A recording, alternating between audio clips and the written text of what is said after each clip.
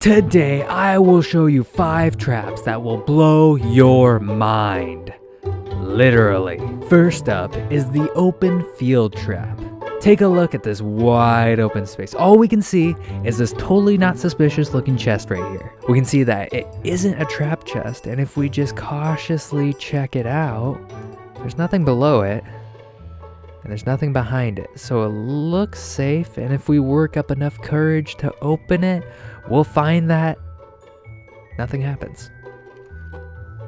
Oh, and at this point, we let down our guard and walk up to it, and oh my goodness, woof, who could have seen this coming? Oh my goodness, oh. This is probably a good time to mention that there will be a world download in the description. Anyways, the way this works is we have a player detector that uses bottles of XP, which you can get by trading with villagers. The dispenser shoots out bottles of enchanting, and they land on this pressure plate right here, and then when someone walks by, it lifts the orbs off the pressure plate and turns off this torch right here. The chest is just there to lure people in. And the way we have it set up over here is for this torch to go on when this pressure plate is relieved, and that will push this piston down, pushing this redstone block onto this redstone line right here, which will retract these pistons, which will let the skeletons pop up. Before we move on, I should talk morally about using these traps. Killing is wrong, even in a video game. Unless you get someone to do the job for you, then it's totally morally acceptable. Oh, officer,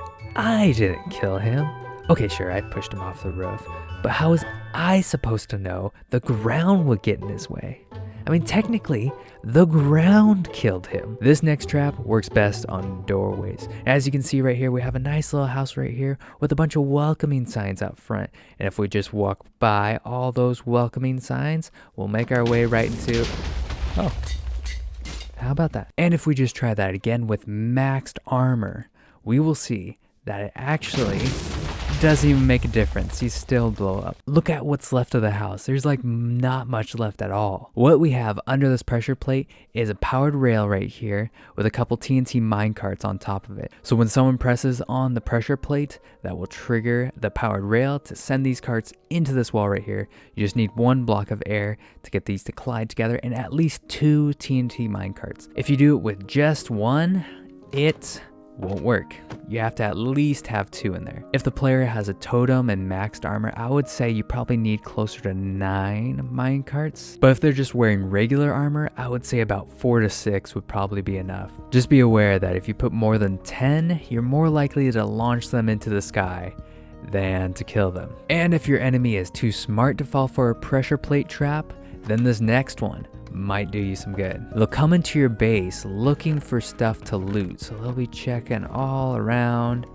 And if we just look into this chest right here, we'll see that we die pretty quickly. I mean, there's not much we can do about that. The way this works is actually this chest right here is a trap chest, and the way that works is it sends out a signal that we have running right here into this piston, which pushes these observers together and fires these dispensers, which had potions of harming in them and lots of instant damage arrows. You could also use fire charges to murder your victims. I mean, have your trap murder your victims for you, which is incredibly more humane. Technically, this trap isn't murdering them at all. I mean, technically, it's their fault for existing. On to trap number 4, and if we just make our way into the back room here, wow, what a view.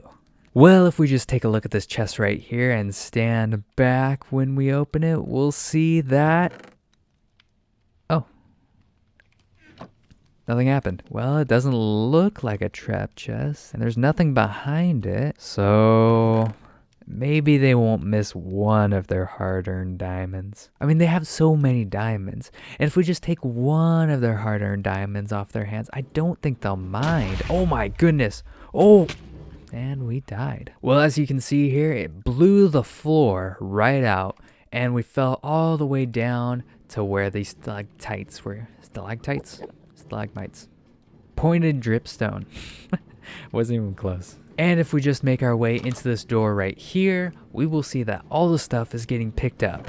And like the good book says, so likewise, thy looters will be looted. First Ponzi, chapter 4, verse 41. Go look it up. And maybe after all this destruction, we want to get away from the overworld. So we get in our nether portal, and on the other side, we will see that we instantly die. Oh my goodness, that was powerful. I mean, we were wearing maxed armor.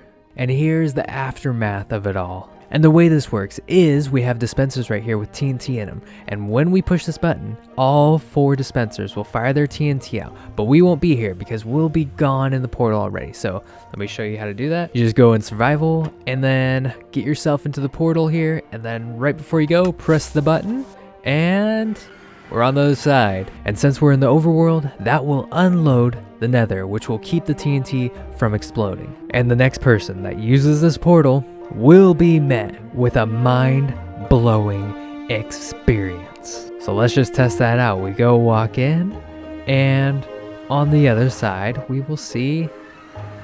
Oh my goodness, TNT, who could expect this? Oh my goodness. And if you get the timing just right, they won't have any time to react. And of course, after brutally murdering your victim and destroying everything they love and cherish, it's important to make amends and live in peace and harmony for the rest of your lives.